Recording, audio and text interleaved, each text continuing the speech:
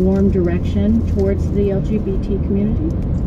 Well, I think there are two separate issues here. We certainly hope that the sacramental marriage for same-sex couples will eventually be recognized for the church and are actually working towards that. But right now we're talking about the official church's response to civil marriage, in our country and many other countries around the world.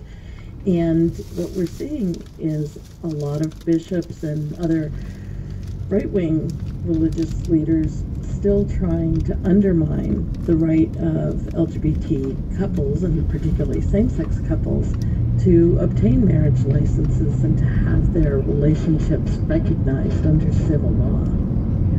So it's not just the church's own beliefs, it's allowing for rights outside the church, that is, secular rights. Exactly. It's about allowing LGBT people to exercise their full civil rights in this country and to have our families and our relationships protected under the law. Now, just finally, we did just hear from the Vatican correspondent for the National Catholic Reporter that there is a possibility, at least, because it's very unclear how this all came about, that the Pope did not know who Kim Davis was in the sense of the controversy. Well, I think it's really important that the Vatican come clean, as it were, about how this meeting was set up, who arranged it, and what the Vatican hoped to accomplish by having Pope Francis meet with this woman. I think it's really important that they're aware that the visuals of this send a message that is very exclusionary to people who have been faithful to the church despite a lot of oppression. Well, thank you very much for talking with us. Thank you for having me. Marianne Duddy-Burke is the head of Dignity USA. It's an organization of LGBT Catholics. We're also tracking the war in Afghanistan, where the government says it's striking back. Afghan authorities say their forces have fought their way back into Kunduz. That's the city the Taliban captured early this week. The Afghan forces had been trying to regroup with the help of U.S. advisors. NPR's Philip Reeves has more. Exactly how much of Kunduz has been taken back by Afghanistan's security forces isn't clear. Government officials and senior army officers say their troops are now in control of the city. Afghan troops and special forces reportedly fought their way back in overnight, setting out from the outlying airport, their main base since the Taliban takeover, along roads that the militants had mined. They were supported by US airstrikes and NATO Special Forces advisors. Before dawn, the city was retaken, Afghan officials say. Photographs are popping up on social media purporting to show a government soldier removing the Taliban's white flag from the city's central square and replacing it with the Afghan national flag.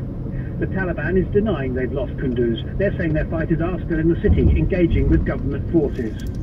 Eyewitnesses say bodies of dead militants litter the streets and describe a nerve-wracking night of fierce fighting. It isn't known how many Taliban have died. One senior official reportedly says the militants escaped. Few observers expected the Taliban to hold on for long. The capture of Kunduz was an embarrassment to the Afghan government and to its US-trained security forces. The government was under intense pressure at home and abroad to redress this. The invasion of the city showed that the Taliban is capable of a big, coordinated attack on a major urban centre, and the militants will likely consider that a victory, even if it's ended in their defeat. Philip Reeves, NPR News.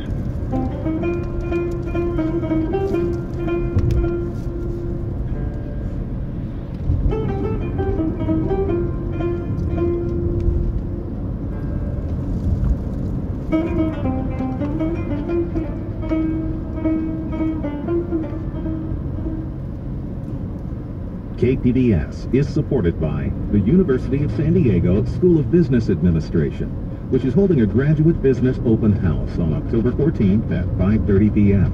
Contact 619-260-4840 for more information or to register. Home Energy Systems, a SunPower commercial dealer. You can find out how credits for solar users are going to change and how you can be grandfathered in to current rates by visiting nem2.info. I'm Tori Peck with a check on traffic at top heading west of the 52 from Cuyamaca almost all the way over the hill to the coastline, the West 8 125 into Mission Valley, and West 94 Lemon Grove into downtown. North 5 slow into downtown from the 54 and continues up to the 52. South 5 North County, that's busy as well at a